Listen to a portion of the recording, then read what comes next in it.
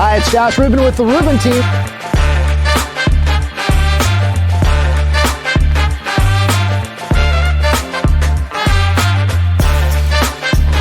Let's go take a look.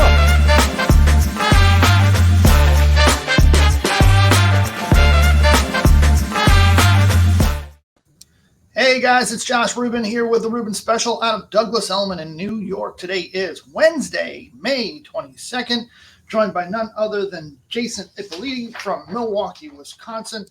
Jason, what's going on out there? Justin, what's going on out there in Hey Josh, great to be here today. Yeah, Jason, Justin, I get it all myself. So been called worse. So how are things out in Milwaukee? Yeah, we're interesting time of year. Some severe storm season. See the tornado watches rolling through, but the Midwest holds strong regardless. Absolutely. And so, are you seeing sort of a little bit of a cooling off from the sort of COVID, post-COVID market a little bit in your world? I would say no. I think if anything, it just trends hotter and hotter. It seems by the month, and COVID threw an interesting wrinkle into real estate, as I'm sure people experience around the globe, but demand held strong through that, and I don't see that changing anytime soon.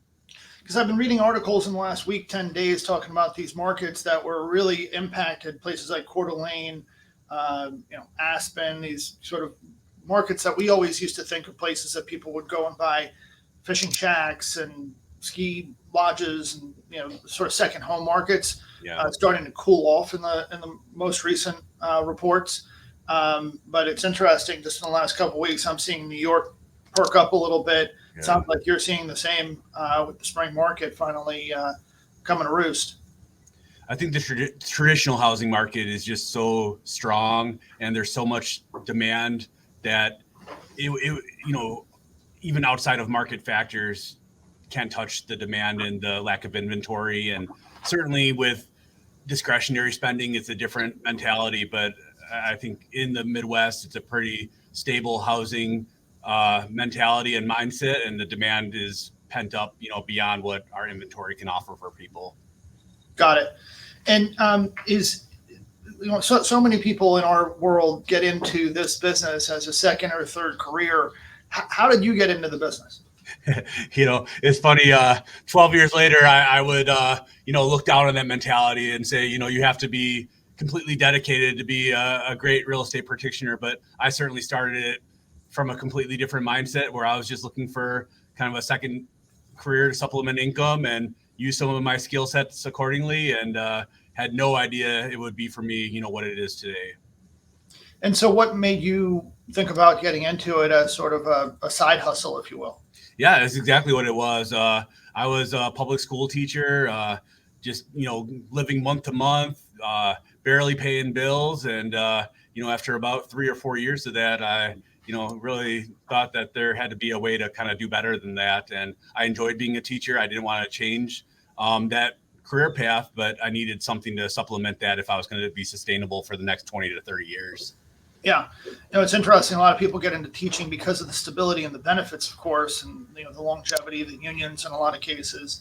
But I guess you found that it just wasn't quite sufficient to meet your needs and enable you to have the quality of life and lifestyle that you were seeking. And just for me too, I wanted something where I saw something where there was correlation between, the effort and the time I put into something and the paychecks I received at the end of the day. And there's, having a 9-to-5 is great and having stability is great. But when there's a very firm cap on what that stability means, it limits what you can do for yourself and for your future. Yeah, no, that's true. And, teaching is an interesting thing because it really is the foundation of our society. When you really stop to think about it and look at it from, 30,000 foot view, teaching sets the foundation for the success of our children and the next generation. So in my opinion, I think that teachers are grossly underpaid. And as a result, you have people go into other fields because a teacher's income is one that you cannot support yourself, right? We're doing a deal now where we're selling an apartment to a young woman who is a teacher. I think she's probably, I don't know, 4, 5, 6 years into it. We're representing the seller. She's buying one of our listings. And just because her parents are set up and in turn set her up financially, is she able to live the quality of life that she would like, and is able to buy a place here in Manhattan. Otherwise, she wouldn't qualify on her 85 grand a year. Now, I know that a lot of people in sort of middle America and Arkansas or Kansas or Wisconsin probably think 85 grand, that's a lot of money. And it is. But in Manhattan, it's not. No. Because if you go out to dinner for two people, get an appetizer, main course, and a beer, you're $100. With tax tip, it's $100. And so that type of salary, call it $60,000 to $80,000, doesn't really get you too far. And certainly coming off of COVID, if you look at society in the last 5 to 10 years, $85,000 now doesn't mean what it did 5-10 years ago, and it's probably less and less by the day. And I don't think you're seeing the correlation in the direction those salaries are going and the reality of the world we live in these days. Right. And so you figured it out after a few years of teaching, like, hey, this is not going to be enough for me to sustain my quality of life. So you kind of segued out into real estate. And how long was it before you kind of got out of teaching altogether and focused on real estate 100% of the time? It didn't take long, Josh, to be honest. I mean, to see my worldview and my complete ideology of my life change. I started real estate in June of 2012, and I'd been teaching for about 4 years at that time. My first full year in real estate, which, January to December 2013, I made more income in real estate than I did in the world of education. And really, by the time that year concluded, I knew I was on a path to something that was going to change my life. And I did both for about 2.5 years. And it was really something where, the work, requirements of teaching and what I could do in real estate did complement each other pretty well, where I did both, pretty successfully for that 2.5 year time period. But then it got to the point where I just wanted to do real estate more. I enjoyed real estate more, and I was very comfortable walking away from the world of education at that point. Yeah, that makes sense. And so 2012 to today, what are some of your biggest surprises that you've encountered? Just, I was so hungry when I started real estate, because right off the bat, I saw just the benefits of the time I put in. I could work a long, hard day, see some great relationships come out of that, and closings that were not far down the road. And it just made me want to devour that world and pour myself into it. And I just never experienced anything like that before in my life. And I think a lot of entrepreneurs can relate to the highs and the lows of what that feels like, the absolute joys when you've accomplished something for yourself that changed your life, and the risks and the challenges and the stress that goes along with that. But, I got a lot of the joys really quick, and that there was no turning back from that, and I think working in a field where there is a lot of daily toils, education is highly scrutinized. I mean, you're living off of the government dollar, and there's a lot of scrutiny that comes with that. And going to a field where it's all people, generally very happy to be using your services and enjoying the benefits from that. And just a lot of the positivity that I wasn't experiencing that I got in spades. And, 12 years later, I still, love every day of it. Yeah. There are definitely some highs and lows, that's for sure. Very high and very low.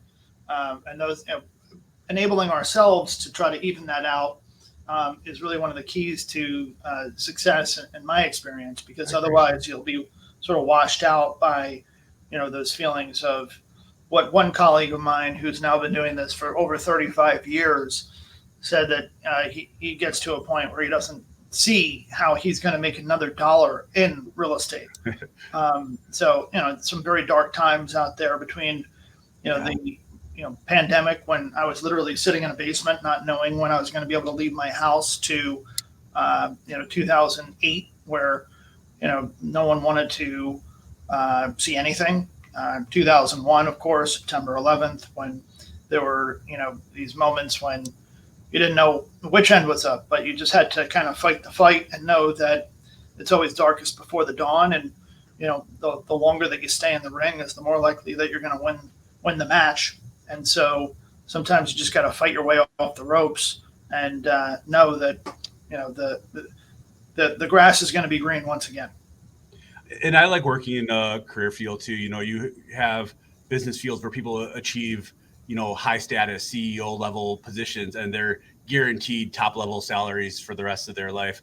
I could be the number one dog in real estate one year and I start the next year at ground zero again, without $1 of committed income. And I have to fight for that every day to, keep what I've become accustomed to and what I've enjoyed. And there's not a day where I'm, given anything in this field. And I appreciate the accomplishments that I've been able to see for myself, but I know that I have to fight for that, like you said, or I could wake up one day and, man, if I don't sell another house, I'm done. And that's something that you have to live with every day. Yeah, it's funny. The rent is definitely due every day, right? Every day. It's interesting because we're constantly building and rebuilding the pipeline. And without a pipeline, you're not going to get anywhere. But it really is a matter of just focusing on both, not only the bottom, but also the top and sort of, finding that equilibrium. Yeah. We all get busy and it's difficult for us to keep on doing the things that got us busy in the first place. Yeah. But there really needs to be a discipline and focus on those activities, not just on, meeting prospective sellers, showing our listings and taking buyers out, but also on following up with those that might be higher up in the funnel and being right next to them side by side as we go through this journey together. Because, let's face it, not everybody is ready to make decisions at the same time. A lot of times there's different cooks in the kitchen and every process is really as unique as the people that are attached to them. And we need to be patient and understanding in such a way so that, the people recognize that we're not pushing them one way or another. When they're ready, they're ready. And when we find the right fit for their needs, then, we're going to be there for them.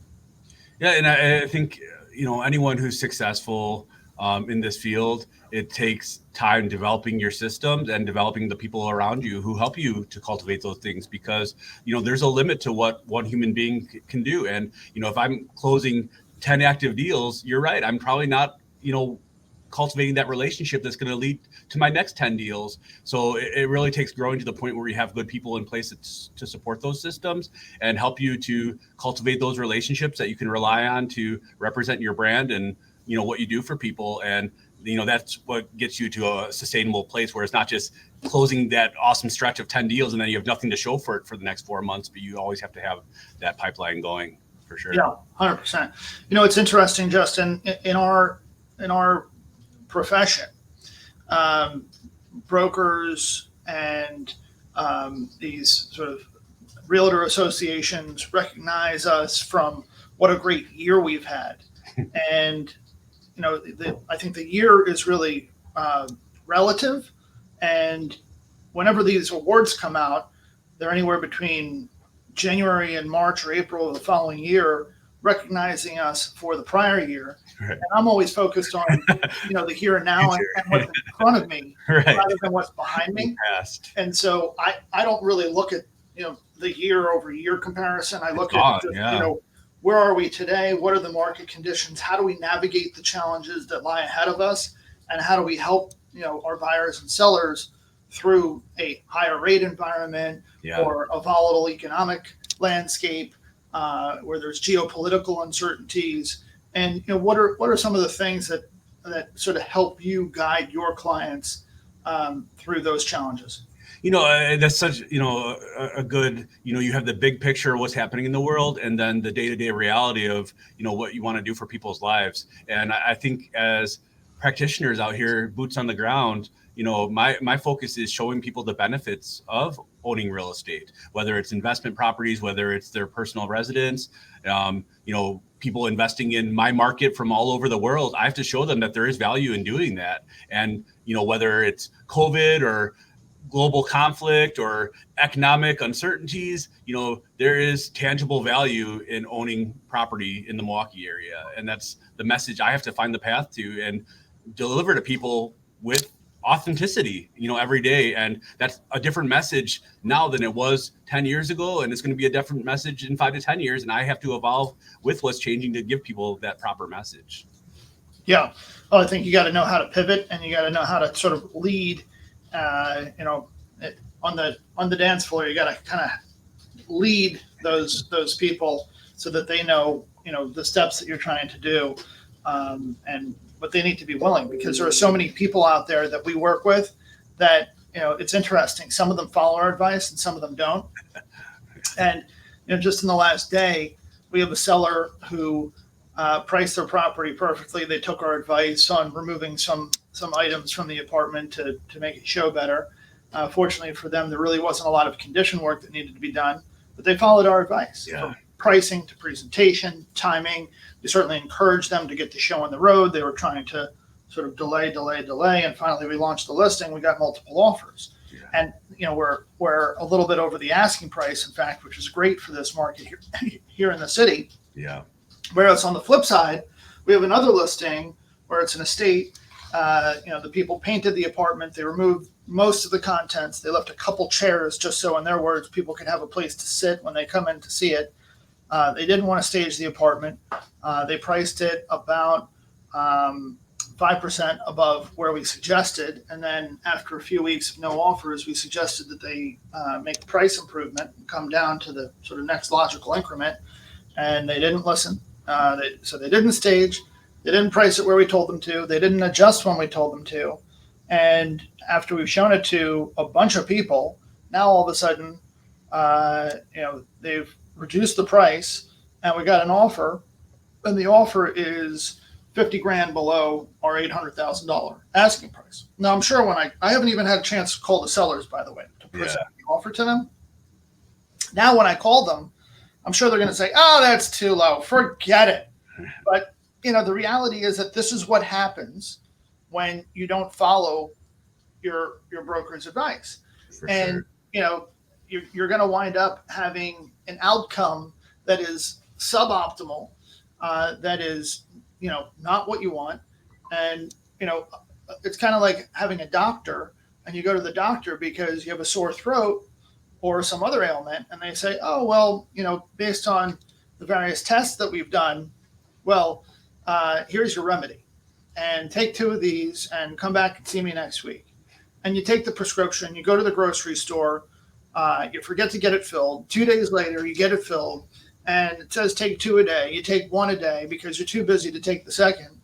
And next thing you know, you go back to see them in a week, and it's turned into something that's more severe because you didn't take it seriously or you didn't follow their advice.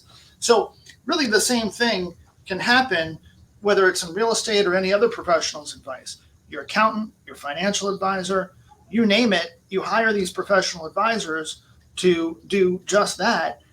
And yes, it is up to you to follow your attorney's advice. Does your attorney want you to testify in a case or not? And you decide to go against their advice, well, then you're going to be responsible for, the outcome there. Right. So, it's one of those things. And I know that you've done a bunch of deals out in Milwaukee. Yeah. What are some of the transactions that you've done recently that sort of stand out? Yeah, no, I think you see a big dichotomy between, and I'm probably at the point in my career where I'm a little over, I'm about 50-50, maybe a little bit higher seller side now, which is a good place to be at in this market, because that's where, stuff is moving, in my area a lot better on the selling side. It's tough to be a buyer in a limited inventory market. But, I think, for newer real estate practitioners, you really have to learn the art form of, giving people good advice, but not personalizing it for yourself, because whether you're a doctor or a lawyer, an accountant or a realtor, you can give people advice, but you can't make them follow it. And, if you personalize stuff too much and make it too internal about yourself, again, it's not a sustainable way to approach things. So you have to be very prepared to give people advice and, work alongside the people who listen to every word you say, and then, assist the people as best you can when they don't, and try to still get good outcomes for them. And it's really hard to, see people not always make the best decisions, and you still have to support them through that process. And that's something we live every day, no doubt. Yeah. Well, it's interesting because we certainly need to be prepared to give the advice, but oftentimes what we do is curate both the advice that we provide and how we provide it for the people that we are giving it to. Yeah. Not everybody is going to receive things the same way. And it's one of the things that frankly, I've struggled with most of my career, because I am who I am. I wear my heart on my sleeve. I say the things that I say, and my entire life, I've had a problem. And the problem is not what I say, but it's how I say it. Right.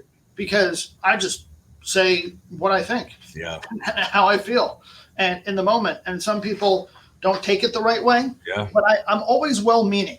Yeah. But sometimes people misinterpret things, because I find that many tend to overthink things and sort of misinterpret things, because they think that I'm saying one thing, but I'm meaning another. And really, I'm just saying what I'm thinking. It's really not that far out to really understand, but yet many people do. Have you had an experience where maybe you've sort of been misunderstood and had to kind of rethink things a little bit? And I think it's hard too, because, in real estate, you often develop really close relationships with people. People you might meet as strangers the first time you interact with them in real estate. And then, 6 months later, you spent a lot of time and effort with them. And, sometimes the relational piece really helps overcome a lot of that. And sometimes you assume that the relational piece overcomes a lot of maybe the blunt conversations or speaking your mind. And I think people in the world we live in can be, a little bit more easily triggered than maybe they used to be. And, you have to be careful, as, this is my name on my business at all times. And, I'm blessed. I have a lot of great reviews, when I've had great experiences with people, but there's definitely a time or two when things just don't go like they should for whatever reason. And, that's something you have to live with the ramifications of. So, I think I'm always trying to, like you said, just recraft that approach of how you talk to people, and, really think through what you say. And sometimes it goes a lot better than others, unfortunately. Yeah. Well, at the end of the day, Justin, I think, as much as we want to help everybody out there, not everyone is going to be a fit. Yeah. For a variety of reasons. I mean, it could be as simple as personality. It's kind of like dating, right? You got to find somebody you're compatible with. Yeah. And the same could be said for the client agent, client broker relationship, where people are going to want to respect you, respect your time, and value your opinion. And I have a lot of clients that send me listings, and I send listings too, and we have a sort of a collaborative relationship, and they trust my opinion and perspective, given how long I've been doing this and how many transactions we've done and all the experience that we bring to the table. And then I have other people who are more sort of arm's length. I'll send them something, they'll give me feedback, and maybe they'll see something that I send them, maybe they won't, but they'll keep doing their thing on the side, and you just have to kind of know how to balance that. Yeah. And know how much time to put into those relationships, because here in New York, regardless of what the NAR case has done, here in New York, we still don't have buyer brokerage agreements. Now you can, but they're very uncommon. Yeah. And in my entire career, I have never done one. Wow. Literally never done a buyer brokerage agreement. And even those that are coming to the surface in markets in the rest of the country where NAR is definitely a factor. Yeah. My understanding, and correct me if I'm wrong, Justin, but my understanding is that they're kind of loose, and they're maybe not that long a term, and there's definitely an out if one or more party are unhappy. What can you tell us about that? Yeah, it's interesting because, in my market here, when I started, probably 90+% of my deals were buyer side, Sure. Where I was a buyer agent. with buyer agency.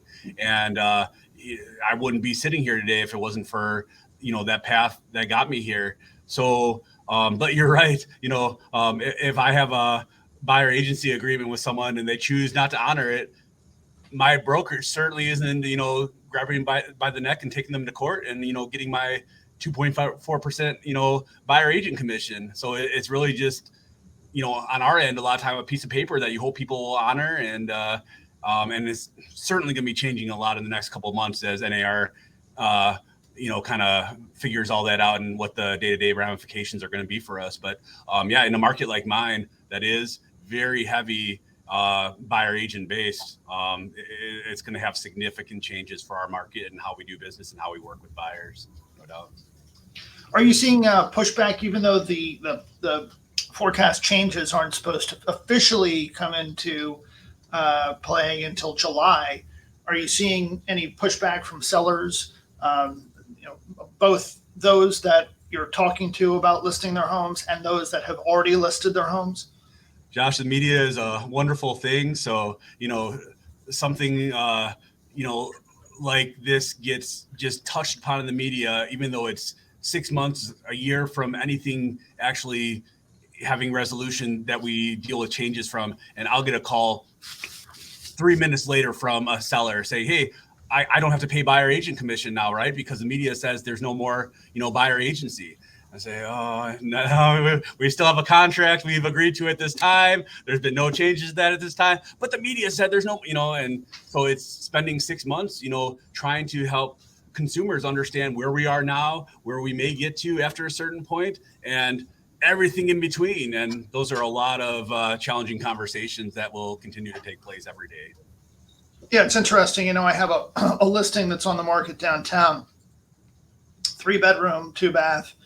It's for sale, and everything's groovy as far as the agreement is concerned. It's on the market. We got the photos, the floor plans, we're showing it. And for whatever reason, we haven't found traction. So we haven't gotten an offer for, anyone to buy it. So I said, look, you should probably list this for rent, just so we can find somebody so you can stop the hemorrhaging, paying the mortgage and the maintenance. So I sent him a rental agreement, and he looks at this rental agreement, and it says that in the event that the tenant buys the apartment, that he would pay me a commission of 6%, which, by the way, Justin, is the same as his agreement for sale. If somebody buys the apartment, he pays 6%. And he says, well, because of this NAR ruling, I shouldn't have to pay that. I said, well, it wasn't a ruling. It was actually a settlement, and there was no admission of guilt on part of NAR or the co-defendants. And by the way, we have another agreement that runs for another few months at 6%. So I'm not quite sure where the misunderstanding is. Yeah. But at the end of the day, we're trying to get you the best result, and that's either a buyer paying you the highest price in the shortest time, or a tenant coming in and paying you, the highest rent in the shortest time. And so I'm not sure why this is coming up at this point. He said, well, the NAR thing, and no. I said, well, first of all, Manhattan isn't a member of NAR. NAR hasn't been a factor here since 1993 or 1994. So the fact is that we're still taking listings. We're still taking them at 6%. And so if you want to get this on the market, then we should get the agreement signed and get it on the market for rent. Is that something you want to do? And ultimately he returned it, but everybody's trying to sort of take advantage of it, right? And sort of bring it up in conversation, certainly. But we have to be prepared as professionals to understand what it means. And have you had any sellers that have opted out of paying buyer agency? I have not. And, again, I think in our market, in Southeast Wisconsin, it's been established since long before I've been alive, what the real estate practice is, that, sellers in a listing contract agree to pay commission. And, we have become very accustomed to that practice. And I think, 90% of people just understand that's how it's been, and are very comfortable with that. And I've signed listing contracts every week since the media started talking about NAR rulings, and had no problem in any case getting signatures. But, I think there will definitely be a point where there are concrete changes to my listing contracts that we operate with as a brokerage, and what those conversations will be, even for people who wouldn't question it for 1 second. They're forced to question it because there'll be definitive rulings put in place. And I think it's hard for me because there are a large percentage of people who are very comfortable with how things are, very happy with how things are, and we're forced to change things even for them because in the interest of consumer clarity, they say these changes have to be made, and I think it makes it, in my opinion, which means probably little in the grand scheme of things, less clear for consumers than it's ever been before, and it goes in the face of what I think they're trying to accomplish here. Yeah. I mean, it's interesting because I think that you're right. The majority of people are perfectly happy with how things have been. And I think that Michael Ketchmark and his colleagues saw an opportunity to bring the case before a jury. And they were fortunate in that they heard it, in Kansas City, where, people got together and they were able to sort of start this grassroots campaign so that the jury ruled in the favor of the plaintiff. But I don't think that the case would have actually been heard if they were in any other major metropolitan area, from Dallas to Los Angeles to Denver, Chicago, and Miami. It wouldn't have ever been heard because it was without merit. Right. Their claim that there was collusion, that the realtors were basically like a cartel, couldn't be further from the truth, because every single transaction that I've done, the commission is negotiable. Right. And people choose to pay what they pay. Right. And there's justification for it to be structured the way that it has with the traditional 6%. Yep. But, if a buyer wants to pay 4%, or if a seller wants to pay 3%, well, I'm open to it. And I've tried various creative methods, and ultimately they don't have the resonance that they might, simply because there's too much inventory and too much selection for buyers, so that when an agent finds out that the commission is something that is significantly less than the traditional 3%, they just advise their buyer to consider something else, and they're able to do that. And in a free market economy, I think if there's opportunity for different things, whether it's lower commission or different, types of, setups, certainly companies, if there's an open door there, companies will come in and offer that to consumers. And I think that's a kind of natural checkpoint in regulation. If somebody's sitting too high on the hog and overcharging consumers, there will be a challenge from opposition that will come in and offer them something different. And certainly in my market, there's opportunities to list a place at commission structures all over the board, because different companies offer different things, and consumers have the full right to talk to whoever they want to and get the bang for the buck that they wish to get. And whether it's, listing with me for 6% and they see the value there, or listing with someone else for 4% and they see the value there, they have that opportunity. And I, certainly open the door for consumers to talk to whoever they wish to, and hopefully that they see my value and they want to work with me because they know what I do for my money. But it's when, outside forces say, no, that's not enough, that this is how it has to be, and you can't do that with consumers. We have to pivot, we have to adjust, but it's tough. Yeah, it makes perfect sense to me. Let the market decide, right? I don't think it's going to require, a court case to mandate what we can charge. What's interesting is both Christie's and Sotheby's auction houses faced a similar case a number of years ago, and there were, initial ripples throughout the art community. Is this going to change the structure of how auctions are performed? Is this going to change the fees? And in reality, I think that there was a payment, sort of a settlement, if you will. Yeah. But ultimately, nothing changed as far as the structure of the fees, as far as I know. Now, I'm not an expert on auction houses, but my understanding is that the fees are still in place. So, and I think in the end of it, you're right. When there's a need for something, when people see a value in something, they're going to continue to utilize that. And, if our conversations have to change a little bit, if our way of doing contracts has to change a little bit, we'll evolve with that. 10 years later, we'll still be doing great business with consumers. Real estate will sell every day with our assistants, guiding people through complex contracts and complex situations and a lot of emotions. And I know there's a value for what I do for consumers in navigating that process. And there will be, economic benefit at the end of the day because of that. Yeah, well, I completely agree. And, we'll have to revisit this in the next year once the rules are in place and the majority of the country where NAR is still a factor. So, definitely. Justin, this has been great. I appreciate you spending so much time with us and look forward to definitely doing it again sometime soon. So thanks again for joining us on today's Rubin special, Jason Ippoliti from Milwaukee, Wisconsin. Thanks, Justin. Honored to be here, Josh. Thank you so much.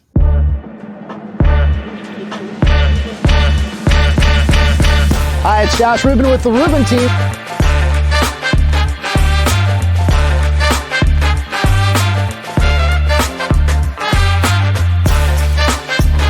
Let's go take a look